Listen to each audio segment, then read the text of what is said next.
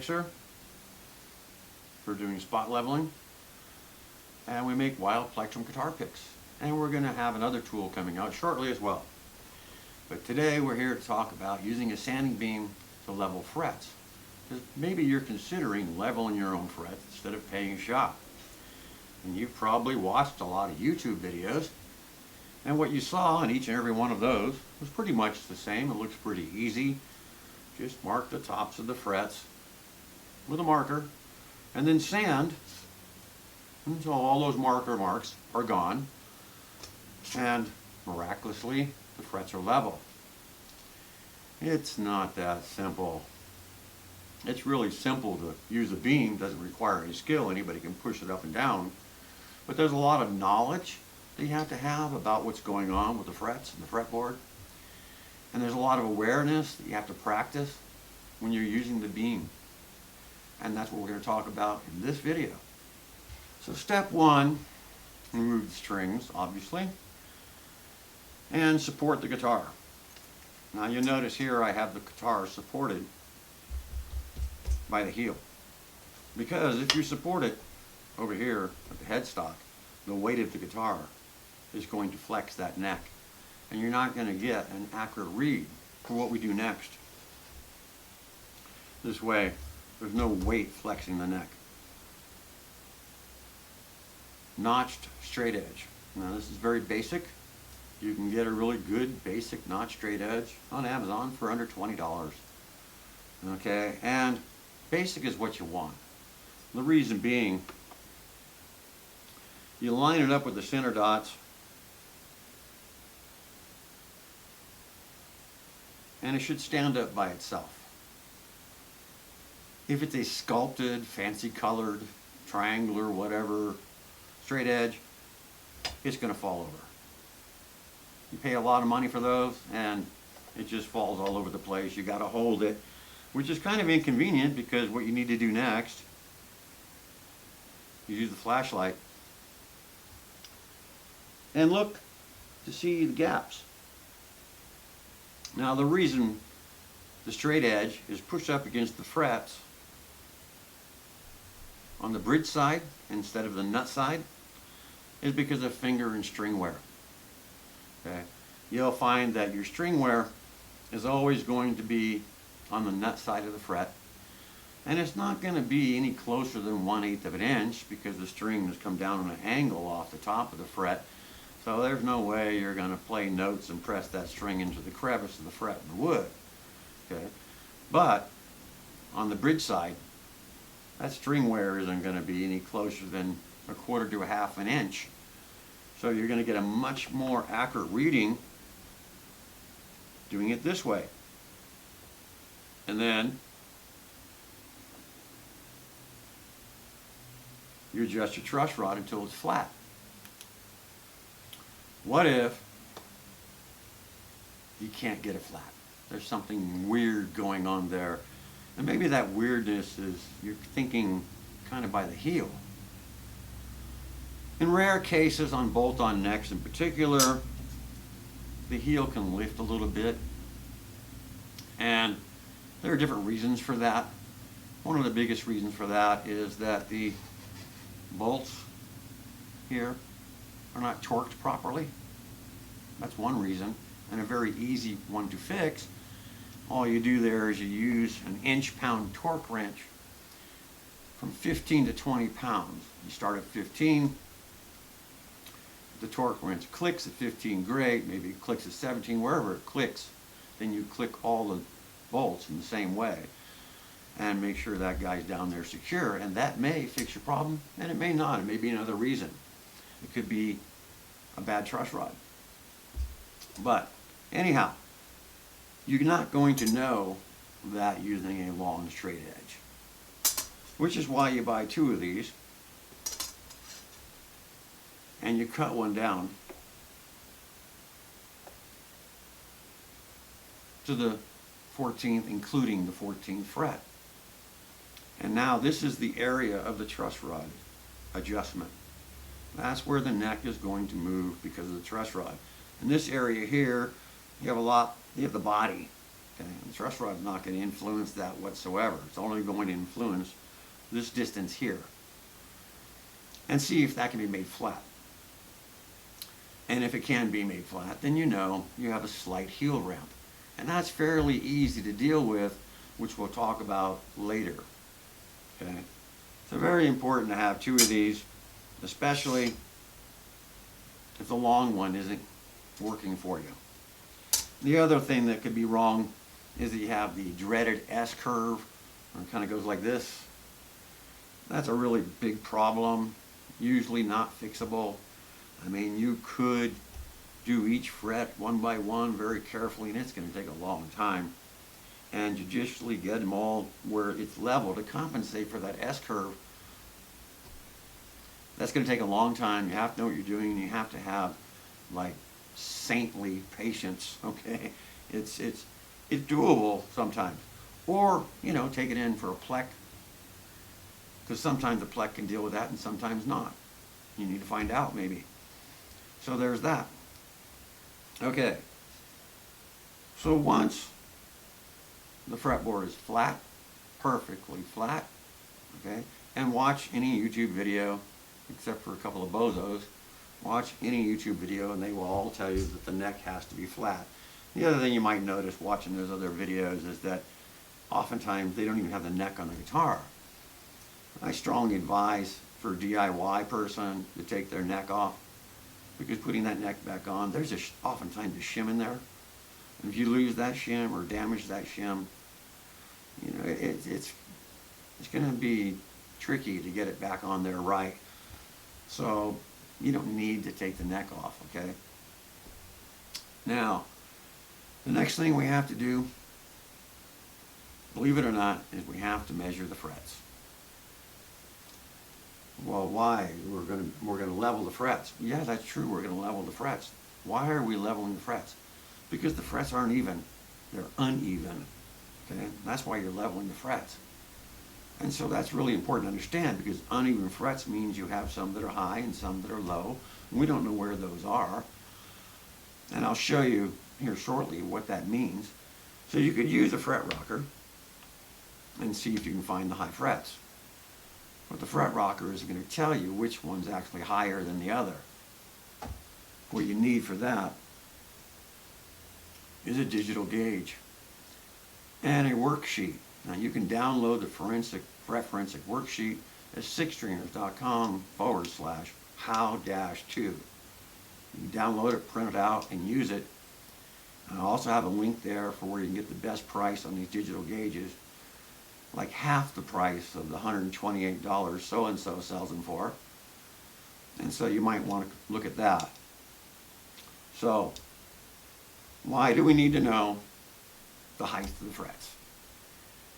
And I'll be right back and kind of demonstrate what happens with a beam on uneven frets. So we need to measure the frets because the frets are uneven.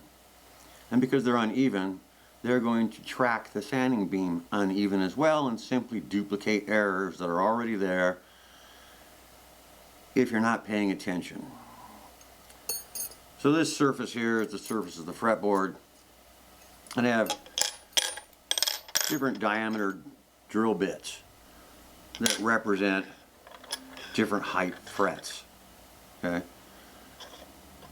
And so the first thing we'll do is we'll look at what happens if we are not aware of a high fret that is going to be a fulcrum fret. And a fulcrum fret means it will seesaw the beam, going this way and that way, right? And so of course what's going to happen here is the middle frets are going to be taller than the frets on the left and the right, and that's not any good. Now I want to take this opportunity to also rebuttal this guy who made an assassination video of myself, a person he's never met or spoken with, and of FretMaestro, a tool he's never seen or used. He makes a 48-minute video to assassinate that, and in that video he makes some very peculiar arguments, and some of those arguments I'm going to go over here as I also explained the value of knowing the heights of your frets before using a sanding beam. One of the interesting things that this guy says is that the fretboard does not have to be perfectly level. It can be warped to use a sanding beam. When you take the strings off, the neck is going to back bow, right? Going to go make a hump. And of course, if we're making a hump on that, we could do this, right? Or, you know, the other thing is that what could happen is we'll knock these two frets down before we get to these frets. And mind you, we're doing this on a back bow. So when you put the strings back on, you're taking that back bow out.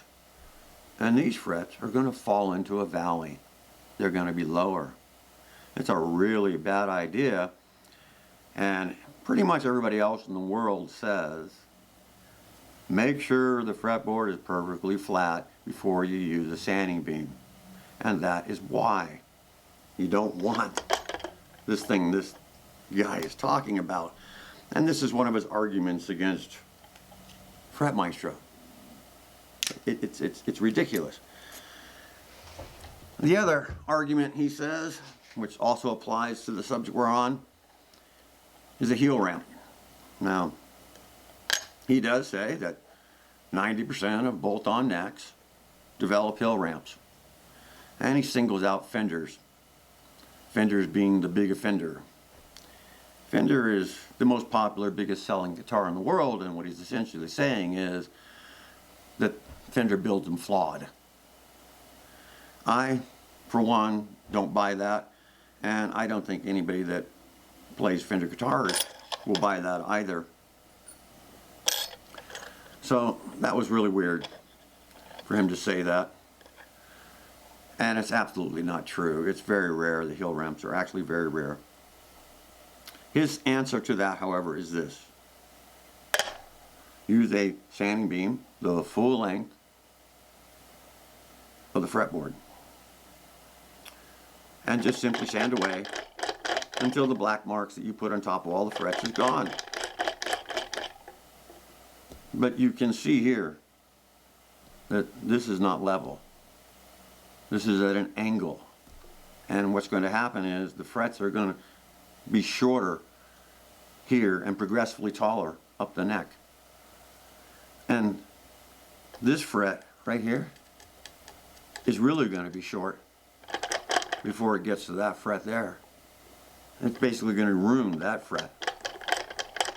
It's unbelievable that this guy says that. And I hope everybody can appreciate the actual physics of it. It's grade school physics.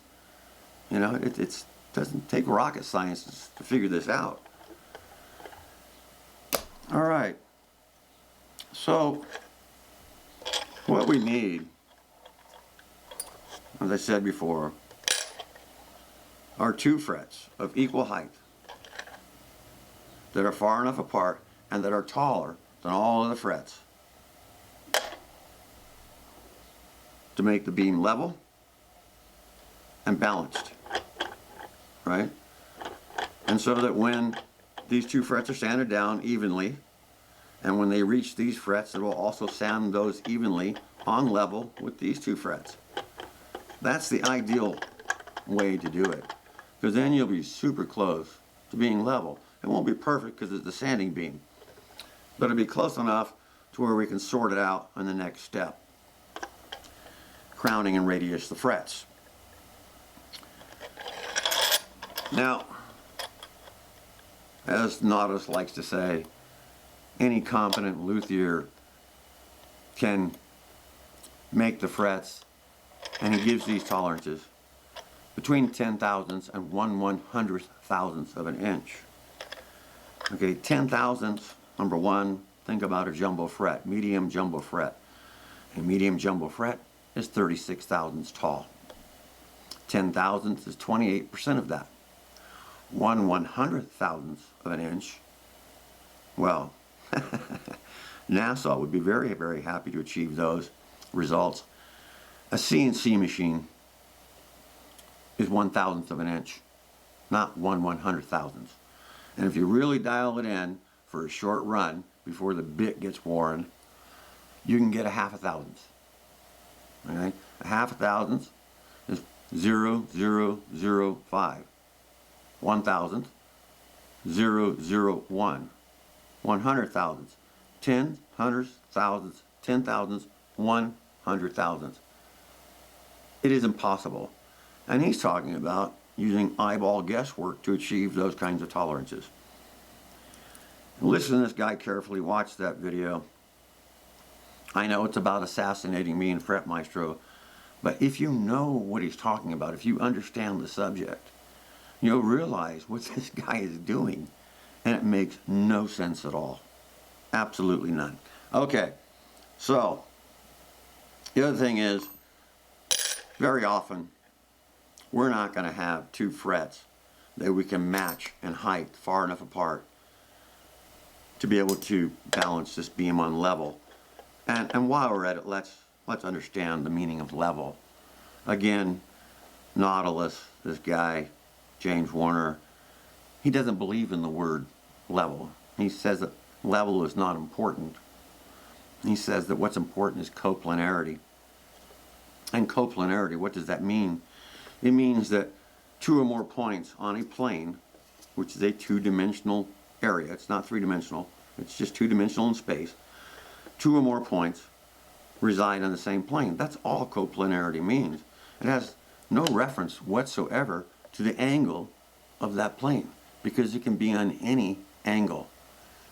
All right, and if we go back and look at, for example, his solution to the heel ramp, yes, those frets run progressively uphill, and yes, they are coplanar, but look, this is not parallel. This is not level. This is not how guitars are designed and built to be. Guitars are made, the fretboards are made perfectly flat. The necks are made perfectly flat. They're made with CNC machines. They're really good at it now. The slots are cut into the fretboard. The frets are pressed in with a caul matching the radius of the fretboard all the way down into those slots, with the result being that the radius of the fret corresponds to the radius of the fretboard, and the tops of the frets are all even with each other, level, meaning parallel. Level requires two surfaces to be parallel with one another, not one plane in and of itself floating in space. So again, this whole coplanarity thing, it's like some pedantic vocabulary to, you know, dazzle and awe people with, that has no bearing whatsoever to the subject of leveling frets. So, if we can't get naturally on our fretboard, we can't find two frets that we can make far enough apart at the same height but higher than all the frets. There is a solution to that. I'm going to look at that next. So we have this problem that we cannot find two frets far enough apart of equal height that are taller than all the other frets to balance our sanding beam parallel to the fretboard and level. Okay, and by the way, you really want to use a sanding beam that is the full length of the neck. I'm quite aware that most sanding beams are 16 inches. Doesn't actually make any sense, because that means you have to move it back and forth as you're doing this, and now things are not even. Whereas this is getting all the frets at once, nice and even. The exception to that would be if you have one of those rare heel ramps, you're not going to be using a full-length beam. You'll use a shorter one and deal with the heel ramps later, which I'll show you how to do. Meanwhile, we need to make two artificial frets, maybe even three, to balance this beam parallel to the fretboard. Understanding that the fretboard is perfectly flat. Okay, with every FretMaestro, we include this PET film. This one's been cut off a lot. It's about this long actually. And you can also buy this on your own. There's a link on the website, www.sixstringers.com/how-2, TO2. And we have many links on there, you know, for the digital gauge, for the PET film, and other things that we're not going to resell and jack up the price on and all that. We don't play that game. You can get this for like $8, and it's just like huge sheet that'll last you for a lifetime. Whereas if we sold you a few strips, we'd have to sell it for $8. Yeah, I don't like that. So this has a grid on it. PET film is super tough. Okay, and with the grid, it's really easy to cut consistent strips. And when we include it with the FretMaestro, we pre-slice the backing paper for you so it's really easy to peel. And you can do that for yourself. All you need is a straight edge and a razor, and just scribe along the edge about an 1/8 inch in. And just don't cut all the way through. It's pretty hard to cut all the way through anyways. This stuff is tough. And now you've got your peel strip. Now this material is 5/1000 of an inch. And the one we have on the website for you to buy is 5/1000 of an inch. If you think you can buy it someplace else, you have to be very sure that it's 5/1000 of an inch. I would suggest you don't do that. Buy the one we make the link for. Now 5/1000 of an inch, let's say these frets are medium jumbo frets. They have a little wear on them, and the tallest fret is 35 thousandths, which is just a tad below 36 thousandths, which is what a nude medium jumbo fret is, give or take. So I would need 7 of these to make 35 thousandths. And I just stack them on top of each other, right? And do another stack down here. Each 7 layers. I might even want one in the middle, just because, you know, maybe I feel more comfortable with that. And get them up to their 35 thousandths. Now, there are lots of benefits to that. The first benefit we were looking for is that it balances our beam parallel and level to the fretboard. And if we do the beam this way, the other thing that this does is that this glide strip, I call it, is duplicating the radius of the fretboard. So when you think about that, the sanding beam is now also doing that and duplicating that radius to the tops of your frets. So when you're done, your frets are level, very super close to level, and the radius conforms to the radius of the fretboard, super close. Maybe not perfect, but a lot closer you can ever get it doing it any other way. Okay. Now some people like to use the sanding beam this way, but if you do that, you're probably not going to catch that radius as well. So this does take longer to do it this way, but it's going to be more accurate. So it depends what you really want to achieve. So now we have it rough leveled, really close, rough radius, but super close. What do?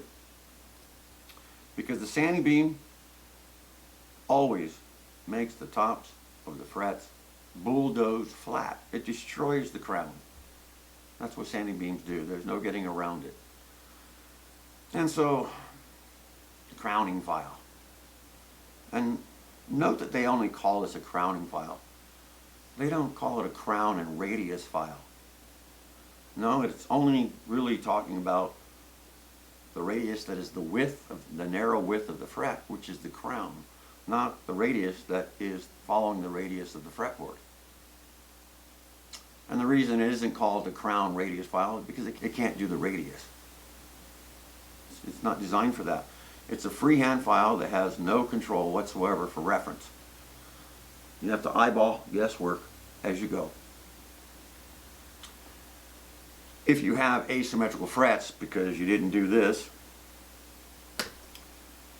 this is going to file in that asymmetrical shape. And you're not going to know that. This side of the fret could be 3/1000ths taller than this side of the fret. Or the middle can be 3/1000ths taller or 3/1000ths lower. Any combination of that. And you're going to duplicate that with this file because it has no reference. FretMaestro. The reason for making FretMaestro is to bring fret leveling to the 21st century, not the 19th century.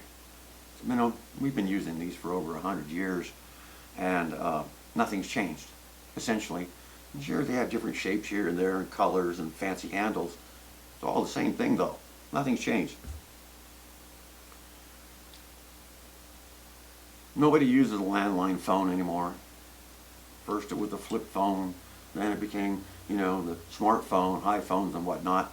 And everybody uses those now. And nobody uses a landline. It's called progress.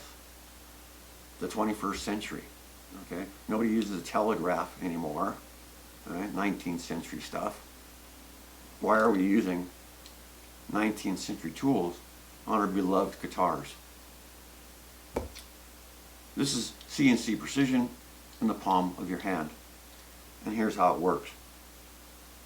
Each Maestro comes with 3 files. And the file goes in here, and you have these dials. And these dials are shaped like our wild plectrum guitar picks, which are pretty neat. You should check those out. And the sharpest point is for the dial indicator. And all the way around, engraved, are 12 settings, 0 through 11.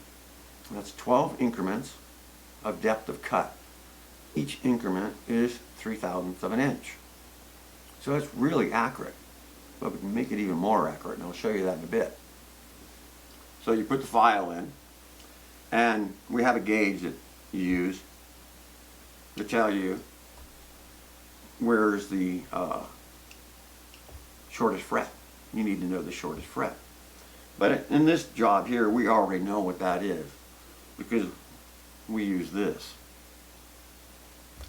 And you can easily just walk this in. You set it at 0. It's not doing anything at 0. You go to the next setting and the next setting. Oh, now you finally get a grab on it. Okay, you mark the top of the fret with a Sharpie. And you'll see that all that Sharpie's coming off because we did this other leveling work. If we hadn't done this leveling work, and look, very often you don't want to use this because it does destroy the top of the frets. The only time you want to use a sanding beam is when there's a lot of fret material to be removed because you have string grooves in some of the frets, and those can get pretty deep, you know, like 6/1000ths of an inch, 5/1000ths, 4/1000ths, whatever. That's a lot. With a lot of sanding and filing with a Maestro. So that's why I'm showing you how to use a beam to save time. But if your frets, you just want to tune them up and make them symmetrical and make sure that they're all level, you don't use this. You just only use FretMaestro. That's all you need. Now, when you turn a dial, they must match the same number. And with your thumbnail, you seat the file so that the dial does not move. And you know, okay, it's seated. Each time you set it, you must be sure that you're using the same setting. 1 must match 1, 2 must match 2, so forth and so on, or the file's not going to be even. So you don't want that. And so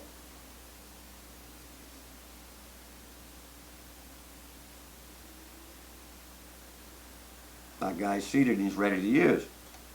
Now the file that's in here now is a 150 grit diamond file. And it has the crown cut into it. Okay? It's not a flat file. It's got the crown cut into it, so that it will shape the crown as well as it does the radius. Another file is a 240 grit crown narrowing file.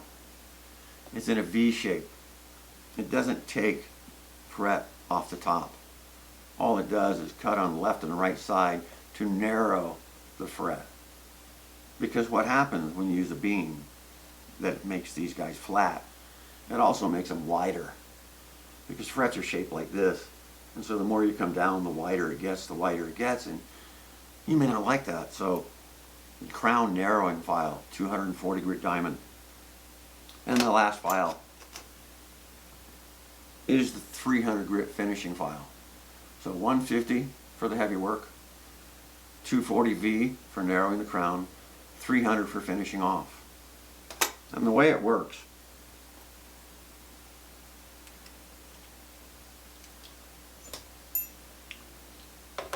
because of the depth of cut, when the FretMaestro bottoms out, you can't cut anymore at that depth.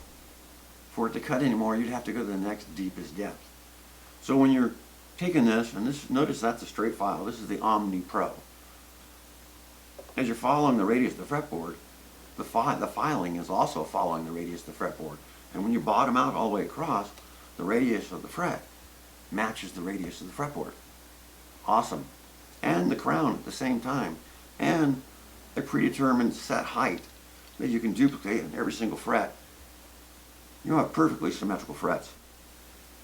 And remember how guitars are built. They're built that way. By intention, by design. So that they play their best and sound their best. And so, why would we want to change that? We want to maintain the integrity of the design and build of the guitar. So that it does continue to play and sound at its best. The other FretMaestro is the radius version. There are 11 different radiuses we make this in. And this one here is 12 inches. This fretboard is 12 inches. So it matches perfectly. There's no rocking, you see. It matches perfectly the radius of the fretboard, which means it's going to duplicate that to the tops of your frets. This is a faster working tool because of the radius file. The radius file gets more contact with the fret, so it's cutting more, whereas a straight file just uses a little bit of the straight file as it goes over the radius, so it's going to be slower. But some guitars are conical radius necks. And what that means is it's like a cone. It's not like a cylinder. This is 12-inch radius. This neck is basically a cylinder that has been like sliced in half. Conical, on the other hand, is a cone that's been sliced in half on length. And so that every fret is a different radius. Omni Pro is universal. It will handle that awesomely. Okay. Now, this material here, like I said, was glide strip. We made the artificial frets with, but it's also used using FretMaestro on each side of a fret, and leave a little gap in there for the debris to fall into, and that way you protect your fretboard. Oops, I didn't want that to cut. You protect your fretboard. And this does not compress. So it's really easy to know when you bottomed out with this material here. We used to use blue tape.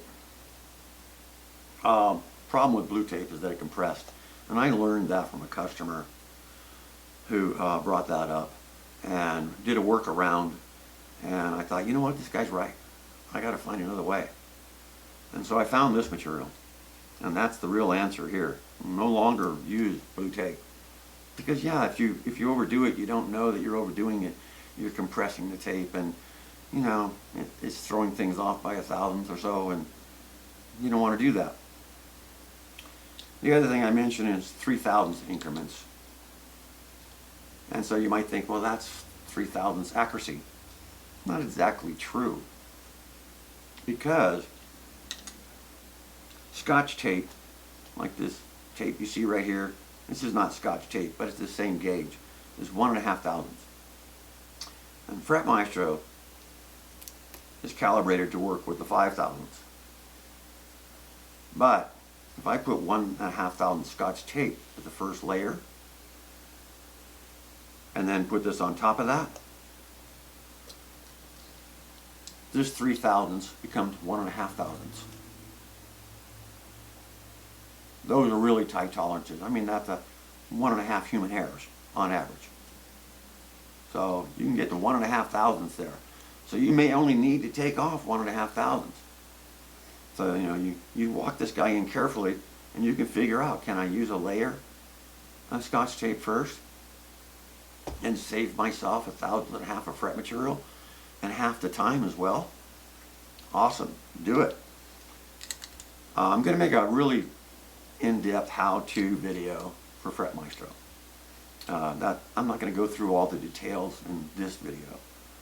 I just wanted to kind of get you tuned into the idea that 21st century, 19th century, this requires a great deal of skill and just experience to kind of get close. This does not. The skill is built in to the engineering. And the other thing, there are some people who say, well, wood is a fickle thing.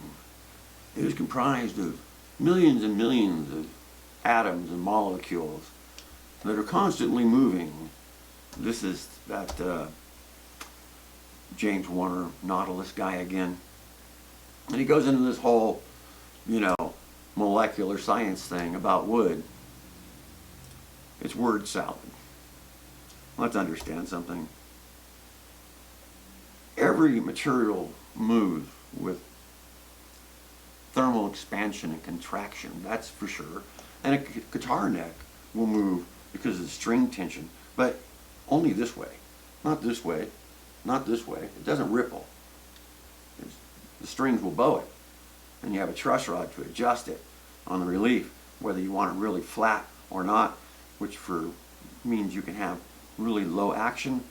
And by the way, the lowest action you're ever going to get is when you use FretMaestro, because everything's symmetrical. You can make your action as low as it can be, and a lot of people like that. Especially your more great guitar players. So the wood does not move. That's a word salad thing, another one of his little arguments to defame me and defame FretMaestro. And if you think about it, if the wood does what he says, to the extent that it actually influences the neck of your guitar, we wouldn't have guitars, right? It would be just so unstable.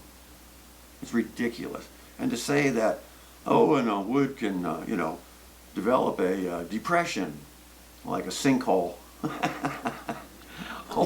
or adolescent acne, you get a little bump on it, just kind of grew out of the wood. That's what this guy is saying. It's ridiculous. Okay?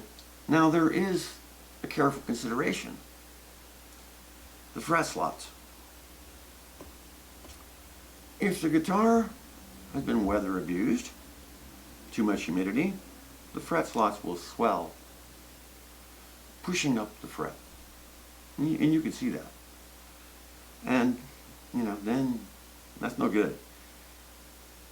And in an arid condition, where it's just, drying out, the slots will pull back, shrink.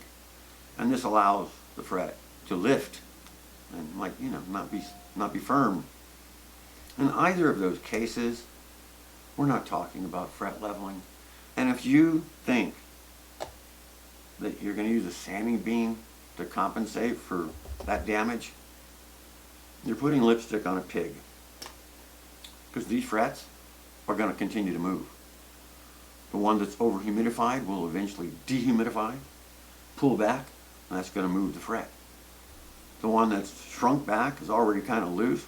They're still going to be loose. Do not put good money after bad. You must take care of that problem first before you ever do any leveling of your frets. No matter what anybody says, and especially no matter what that guy Nautilus says. So, the other thing is, I mentioned it before, finger and string wear. And that the strings come off the tops of the fret at an angle. And we all know this. And if you put a capo here, you know, put a capo there and compress some strings on there, you'll see that the strings bridge to the fretboard. There's a span, and that span is 1/8 of an inch or more away from the fret before it contacts the fretboard. And that's using a capo, which is harder than you can press with your finger. FretMaestro is 1/8 inch wide on either side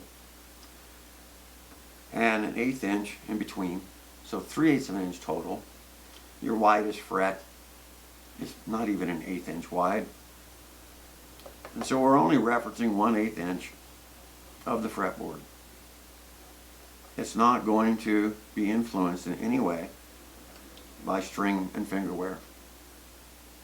It's going to reference the virgin wood of the guitar, because a well-played guitar obviously is going to have string wear and finger wear, which is, again, remember I said, when you use this, butt it up